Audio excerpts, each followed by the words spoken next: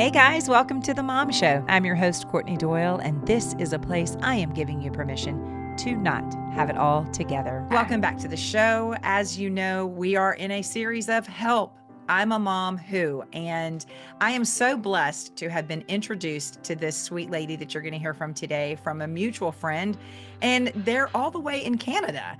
And so I love that through technology, we are able to connect with our stories miles and miles away from each other, countries apart. And Karen, if I asked you to fill in the blank of help, I'm a mom who, how would you finish that sentence?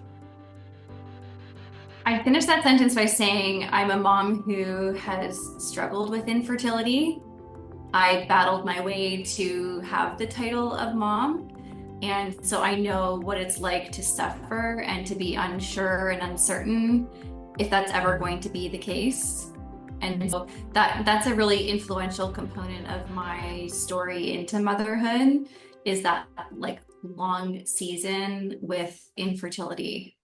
So take me back to the beginning. You are excited, you're wanting children, you're ready to conceive, and this appears it shouldn't be that hard. This is what we were made Right. to do as women. God created us to give birth.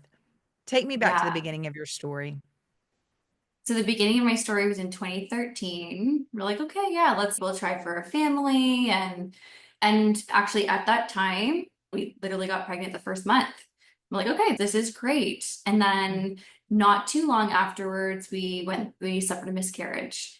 And so it was like shocking and overwhelming and highly emotional season to go through that loss. And then moving forward, we were thinking, okay, it'll just happen again as it had that first time until it didn't. And then a year went by, and that's the official infertility diagnoses at that point. And so then we went through and had some further testing and assessments and started working with the fertility clinic. So every month felt challenging and uncertain and stressful and painful. And there was a lot of grief in that season as well. And then facing the official like infertility, crossing over that line was also really overwhelming as well, having to seek additional support to build our Yeah. family. Yeah. Yeah. And so y'all tried for another year before your doctor finally said, "Hey, let's research this Yeah. further."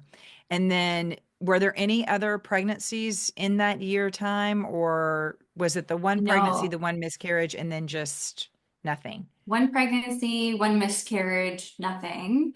And Mm, then it would continue to be nothing through like assessments and monitoring and 6 rounds of IUI, the intrauterine insemination. And then we went through 2 rounds of IVF with multiple egg transfers, and everything had come back as a negative pregnancy test at the end of it. So it was a very long season, a mhm. very exhausting season. And so it was, yeah, it was very tough in many Mhm. ways, like emotionally, physically, in every way, right? Like you just, okay, I'll just get pregnant again. This is what happens. And okay, I'll just do this next treatment. And then that's what's going to move us forward. And that's what's going to help build our family. And none of that was true at the time. Mm, Yeah. yeah. What was that? What were you saying to yourself about who you were as a woman during this time? I'm broken. What's wrong with Mm, me? I need to work harder to make this happen. I would say like I'm very goal oriented. And so at the root of the like deep pain and suffering I was experiencing in that season stemmed from this like when I work harder, I achieve what I'm setting out to achieve. And that just does not translate in the infertility world. You can do all of the things. And then ultimately, it's going to work or it's not going to work, despite pushing and forcing and taking all the medications, taking all the supplements, doing all the treatments, and it's not going to automatically result in that. So I was doing it all, not getting the result I was hoping for at the time. And so that's where like the undoing of me took place, but then Mm, also ultimately where the deep learning came from too. I'm not what I do. My value doesn't come from my performance, and we can't just do more and automatically achieve what we're hoping to. There's just so much more to that. mm. Yeah. When you say the undoing of you, what do you mean? I think it's just like this breakdown of a structure of who I was before, and then just like a Hmm. re-emerging after this experience of someone who had to surrender the outcome of something and couldn't Hmm. control it myself, and like truly releasing that, ultimately like releasing that our family outcome to God in that process. It wasn't natural for me to do that. Yeah. It really, in looking back, it seemed like a really like an undoing of who I was, and I make things happen and I get things Hmm. done, and I set a plan, and then this is the plan that moves forward. Like in some spaces in life that works well, Yeah. and I had evidence of that. But then in this space, it was really just like a surrendering to the outcome. What did God have in store for our family? And Mm. having to work on the process of releasing that. Yeah. How many years did y'all battle and continue to try? You said there were 6 IUIs and then IVF. Yeah. So what was the time frame that y'all continued to pursue pregnancy? Yeah. I think it was about 5 or 6 years Mm, of that. And then, yeah, it was about 5 or 6 years because we had started in 2013. And then the very end of 2017 was when it was like, okay, this is the end. That's a wrap mm. on that season. Yeah. Did you make the Yeah. decision that it was a wrap, or was this doctor saying there's nothing more we can do? For me, it was very clear that I wasn't going to continue doing. It was like such a rat race. And Hmm. I just knew in my bones, like I had done all there was to do. If this was meant to play out with a Hmm. positive pregnancy test, it would have. And I was Yeah. so exhausted. Like it led me to a burnout where we just needed to no longer be like chasing Mm, this down. And so for us, we went through the second round of IVF. I was already thinking this is for sure going to be the last one. I just knew I mm, couldn't continue doing that. And then that's when we switched gears and focused on building our family through adoption. hmm. Because it wasn't just the physical toll that this was taking on your body. Am I wrong to say the emotional and spiritual toll was probably more so than the physical toll? Totally.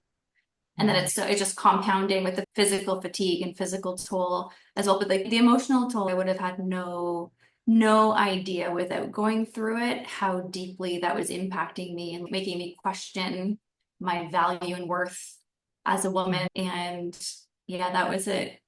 Yeah. Yeah. How did you find strength during those 5 or 6 years of battling this infertility? For a long time, I actually just tried to find that from my own self. And Hmm. just because I felt shame around the infertility. I didn't want to tell anyone that I was going through what I was going through. I didn't want to admit to it. It felt like it was like something wrong with me. I didn't want to share that. I feel like there's more Hmm. conversation around infertility where there's maybe less shame connected to it, but I deeply felt shame to the point where I like did not want to share. So then Hmm. obviously like my own strength only goes so far, and there's like lessons in that too. Like it just was beyond me. And Hmm. so it was a season where I really did have to draw on my faith and truly trust God in his ultimate plan for our family. And so that took some like surrendering, like truly surrendering the outcome. And I did Yeah. find connecting with other women who were going through it to be like a very validating experience because we were going through the same things. We didn't have to explain ourselves. And it Yeah. was just like, oh my gosh, you understand. Okay, I'm not Mm. losing my mind. You also experience this as well, or you're having this reaction to the situation as well. It was Yeah. very helpful. Yeah. For somebody to get it. I'm sure Yes. was very comforting and it didn't feel so isolating. You wrote a book, Infertility Lies. Hmm. What are some of the most common lies that women believe when they're going through infertility? I had written it from my experience and then also in talking to other women going through it. Part of the validating experience was like, oh, I'm feeling this way too. I don't believe that someone else's value is connected to their ability to conceive, but I'm believing that about myself. So Mm, it was interesting, like I can offer that level of compassion to someone else, but was having difficulty like offering that to my own self. So yeah. just the concept of your worth is connected to your ability to conceive. And that's how I felt going through that. And obviously, from a distance looking back, it's okay. Objectively, that's not true. Of like your Mm, value is as a human being, you innately have value.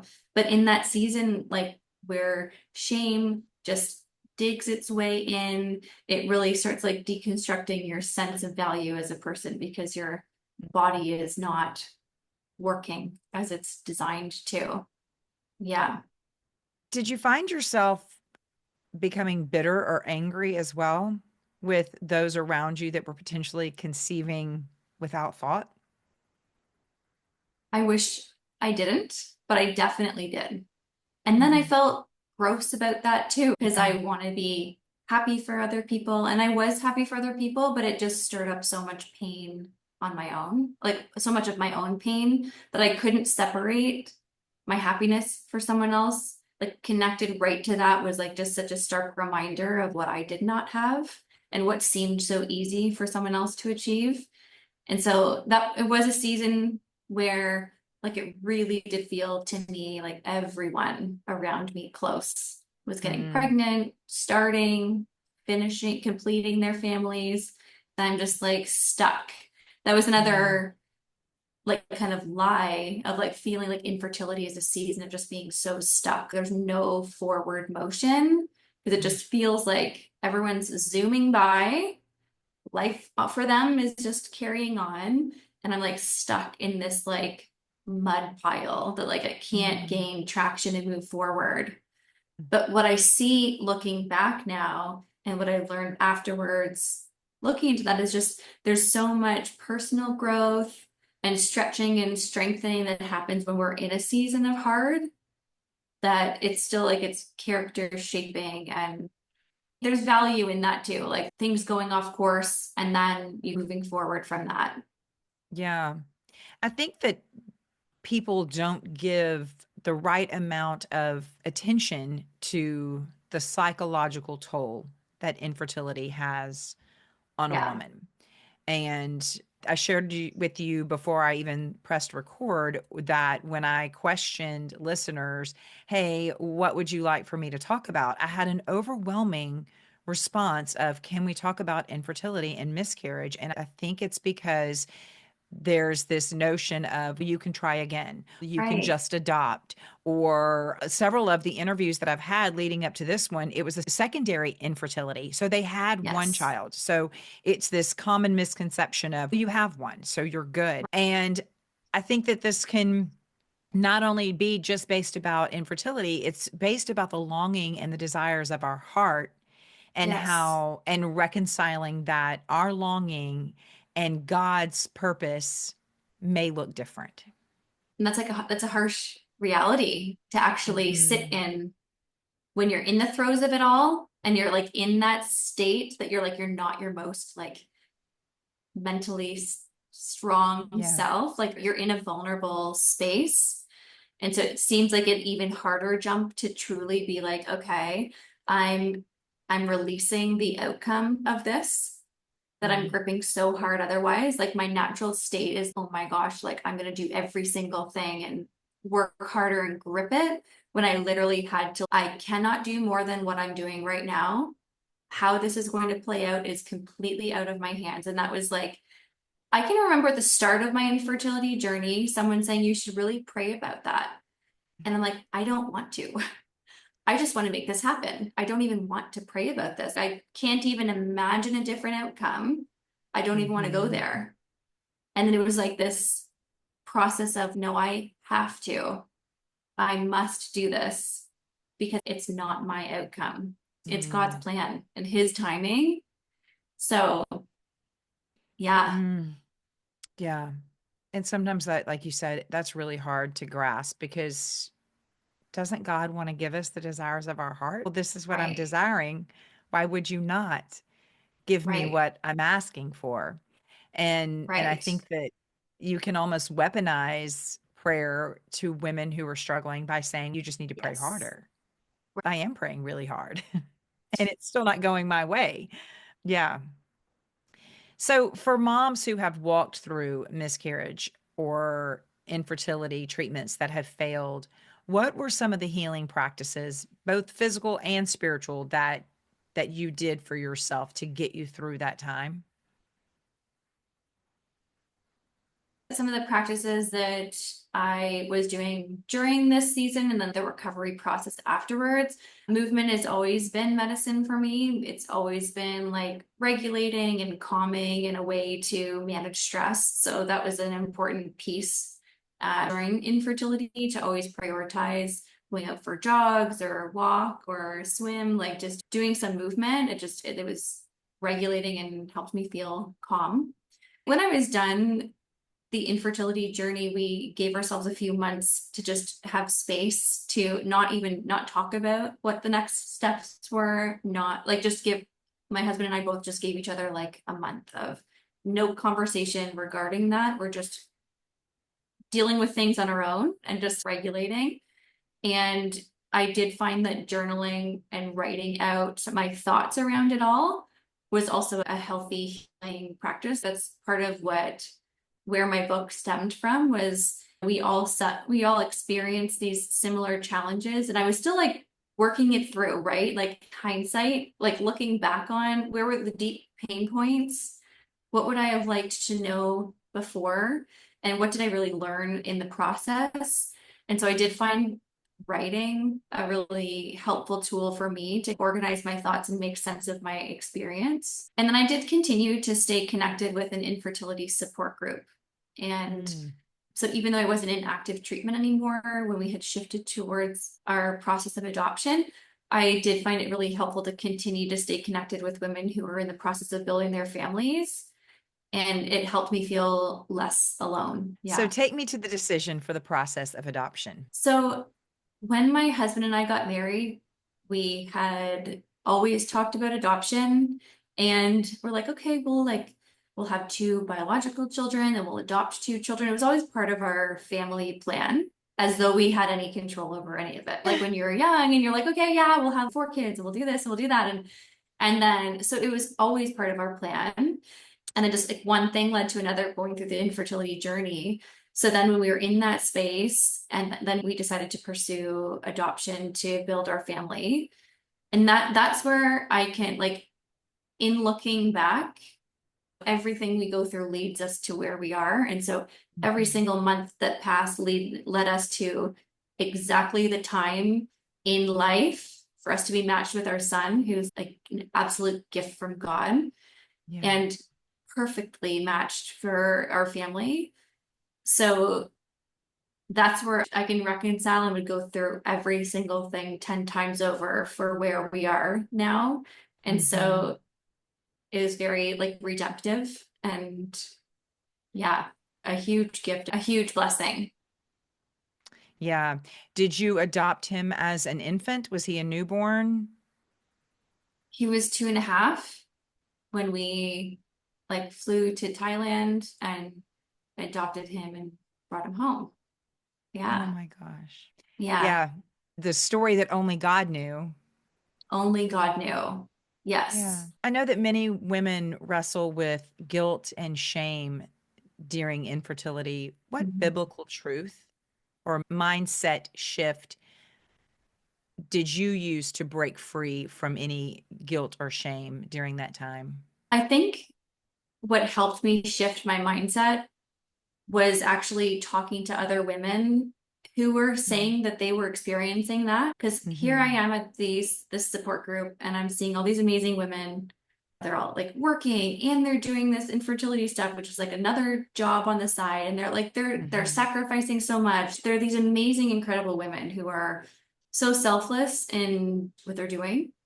And so when I would hear someone who I like came to value and really admire say that they were feeling guilty and that they were feeling shame in their infertility, it was a way for me to think, how could they think that? Look at all that they're doing, all that they're sacrificing in order to like to build their family. There's no reason to feel that way. And yet I was feeling that way about myself. So it was just like a helpful reframe of I would never think that someone should feel guilty. It's literally not anything that you're choosing. There's nothing that you're doing to cause the infertility. There's nothing that you like, you're not choosing that. It's the reality, just like another medical condition that you're not choosing to have. And so I could just see that it was not founded. It wasn't founded on factual information. Mm. So I was able to then like that compassion that I can so easily offer to someone else was then Mm-hmm. able to say, this is a space for like self-compassion towards myself too. Yeah. I'm doing all I can, and that is going so far. And so I can't carry this level of guilt and shame around this anymore. It's not my doing. And it actually is not a character trait that I need to work on. It's just a medical reality that I didn't choose. Mm. So I had to see it from someone else and seeing their perspective and thinking, oh my goodness, they're like such an amazing person. And I would hate for them to feel that way. Yeah. And okay, yeah, Yeah. We're so good at extending grace to others, aren't we? But when it right, comes to ourselves, we're like, but if I would have, and I should right, have, and I could have. Yeah. Yeah. totally. What has been an unexpected lesson or blessing that you've discovered during this journey? I would say an unexpected blessing would be how much joy I really do get in motherhood, in experiencing it. The highs, the lows, like the silliness, the chaos, like the stress. I love it all. And I think because of how much I've journeyed to get to this point, or like when I'm staying home with my son and he's off sick and I have to cancel my work day, just being able to care for my son when he's unwell and to just be snuggled up on the couch together. I can just, I always, in even those hard moments, can gain perspective of this is hard, but Mhm. this is such a gift each stage that I get to be a part of. Yeah. Yeah. And I'll hold on to the surrendering of the outcome of things. That's something that, again, it'll never be my first automatic reaction to when things aren't going the way that I would plan. But knowing the value of surrendering the outcome to the one who's really in control of it all, I think having consciously gone through that in such an obvious way through our infertility journey, I can go back there a little easier of Yeah. reminding myself in those moments that the importance of surrendering and trusting in God's plan. Mm. So I'll hold on to that moving forward too. Yeah. And none of us like to go through any type of trial or difficult season, right? Like none of us are No, signing up for choose no. me to battle Right, this. But I think in these conversations that I have with people who have gone through difficult seasons, the other side of that season, when they've seen how their faith has grown, when they've seen how their yes, trust has grown, how their relationship with the Lord has grown, it's typically not a season that they want to take back either. Like what right, you said, because of what you went through, the timing to adopt your son, it all lined up perfect. Did you feel that perfectly. in year two of infertility? Absolutely not. But looking back Right. now, you can say, I'm grateful for what I've Yeah, experienced and the strength that it's given you and the relationship that it built, I'm sure with the Lord, number one, but also with yeah. your husband. What did that look like? What did the marriage component look like as you were both grieving the reality that a traditional pregnancy and birth was not going to happen for you guys? Yeah, it was challenging. There was some, it was really challenging, I think, because of how the effort is so heavily placed on the female in this situation. Like, I'm going to the appointments, I'm doing the injections, I'm taking the medication, I'm feeling the hormonal effects of the medication, I'm going through all of those pieces. I didn't change my diet and all of these things. I did feel resentment towards my husband, but like the simple component that he was playing in it. And so that dynamic was challenging for sure. And I think once I was able to communicate that to him and he could understand where I was coming from, I just needed to speak it out loud. Just he was good about seeing me in it and supporting me through it. And I think ultimately we were stronger going through that together because of it was a challenge that we were in together. We're like in those appointments together, in scrubs together with going through and having the egg transfers and riding the highs and riding the lows together. But it was painful and then also very connecting at the same time because we did journey through it together. Yeah. I think the open communication is a huge key as well for you to be able to say, "Hey, Yeah. this is what's happening in my body and how it's making me feel," is key Yes. to a man having an insight into what's happening. We can't just keep that Yeah. a secret. Now, but you're also a doctor. We haven't even mentioned that component of it. Yeah. Yeah, I'm a naturopathic doctor, and so I'm much more comfortable having patients come to me than me being a patient in any facility.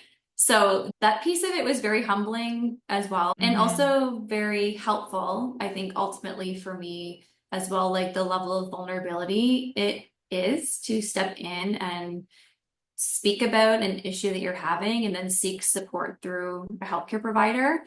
That was extremely vulnerable to me. So it's helped me, it's provided insight for when I'm working with other people and the vulnerability that Mhm. is required of them to share their story with me and what they're struggling with. So Mhm. that was another piece where I'm just like, no, I'm the one, I help other people. I'm not the one who needs help. We're human beings. And of course the tables turn Yeah. where it's not just one way. Yeah, another level of surrender for you Yes. to be at the mercy. Yeah, when you're probably like, "Wait, I know what I'm doing here." What advice would you give to the mom who's listening who has potentially is in the middle of infertility or has experienced it but hasn't found healing in mostly healing in her identity? Like maybe she's still feeling Yeah. a lot of that guilt and that shame and I'm not good enough and I wasn't good enough because maybe I couldn't conceive or I couldn't get pregnant. What would you say to that mom? I would say be kind and gentle to yourself. What you're going through is extremely challenging. It's deeply painful and very overwhelming. So to offer yourself the compassion that you would offer to someone else that you love going through it. There's actual research saying that a diagnosis of infertility is equally as stressful to someone receiving a diagnosis of cancer or AIDS, HIV. And so the stress level is extreme. And I think because so Mm. much of it is held internally, I think I found that to be validating because I'm like, I've never felt this level of like stress before. And so when we're going through so much, it's important to be kind to yourself and offer yourself compassion Mm. and support for your experience, to seek the support that you need to feel well, that whatever avenue that looks like for you, and that your value is not in your ability to conceive. That's not Mhm. that's not a prerequisite to being a good person. It has nothing to do with the character of who you are. Your value is innate within you as a human being. And it's hard to see when you're in it. It's really hard to Yeah. see when you're within that and in the depths of that. Yeah, and I can remember thinking, oh, it's hard. I don't want to come across, oh, I'm coming in from this place because I got the outcome that I ultimately wanted to become a mother. I remember like writing my story and like writing my book. I'm like, I want to finish this before there's an outcome that makes it seem like it's tied up in a bow Mhm. because all the learning that I was going through was taking place like before the adoption was complete. But yeah, it doesn't, our stories aren't over if it doesn't end up as you expect it to. You still Yeah. are valuable at any stage and literally whatever outcome there is. Because I would venture to say the adoption of your son, it definitely did not take away all the No, pain, all the difficulty, and all the lessons that you learned because now not at you are all. a mother. It didn't undo what God was doing in that Right. season. Yeah. Yeah. And I think the Mm. same can then be also true for someone who, like, motherhood doesn't end up as the outcome. Like, God's still working. You're still a human being of high value, of great value in whatever the avenue God has you on, like, Mhm. working through. Yeah. How did your faith influence this season and moving forward as a mom? How has your faith played a role in this? I think my faith got stronger as I was forced to lean into God for strength. I literally was feeling at the end of myself. And it's a season where I was leaning on God to offer strength to me. It was like Mhm. beyond my human capacity to carry on and function at the level through my own strength. And so it was a season where I really needed to depend on God for strength and comfort and peace when I was feeling very overwhelmed, very anxious and uncertain. So it was a helpful learning piece because again, I'm very like Mhm. dependent, naturally lean on my own self. And so this Mhm. was very helpful and strengthening of my faith to know that that I rely on God. And that was critical for me in that season is carried me through.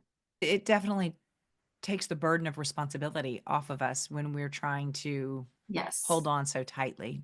Yeah. I end every episode with, is there something you're praying for that we could join you in prayer? And do you have a verse that you could share with the listeners? So the verse that I would like to share is Proverbs 3, 5-6. And Mhm. trust in the Lord with all your heart and lean not on your own understanding. In all your ways, submit to him and he'll make your path straight. So that kind of encapsulates just a level of surrender and trusting God in the season of uncertainty. And so that's what speaks to me um, Yeah. when I think about this topic. Yeah. Mhm. And is there something Yeah. that you are praying for that we could join you in prayer? I think just in my general sphere, I just am working with a lot of people who experience anxiety and are feeling uncertain just in general in their life. And so just praying for a general sense of peace. And Mhm. yeah, like people feel there's a level of like uncertainty just in general in life. And so I Yeah. work with a lot of people with anxiety. So that's something that's on my heart lately, Mhm. just supporting people in their space of uncertainty. So just for peace and trust and hope. Mhm. And what an interesting way that God would use the story that you have experienced to then minister to others who are in a space of uncertainty because infertility Right. is a catalyst of uncertainty, Yeah. right? Yes, Yeah. for Yeah. sure. Yeah. Yeah. So he's using your story to bless others and to guide others to surrender and trust as well. What a beautiful turn of events. Only Hmm. God. Only God. Yes. Thank Yeah. you. Thank you. Thank you for your time and for sharing your wisdom with us. I really appreciate it. Thanks for having me. It was great. Of course. Thanks so much for listening to The Mom Show with Courtney Doyle. Remember to check the show notes for any links, books, or resources that are mentioned in each episode. We want to be sure this blesses other mothers. And in order to do this, if you're listening via podcast, be sure that you like and share. If you could write a review, that would be fantastic. It helps us get in front of other moms. If you're watching via YouTube, be sure to hit that subscribe button. This way, you won't ever miss an episode. We want to make sure that we increase our reach to other mothers who need a little encouragement, a community, and a whole lot of Jesus. We're so glad you're here.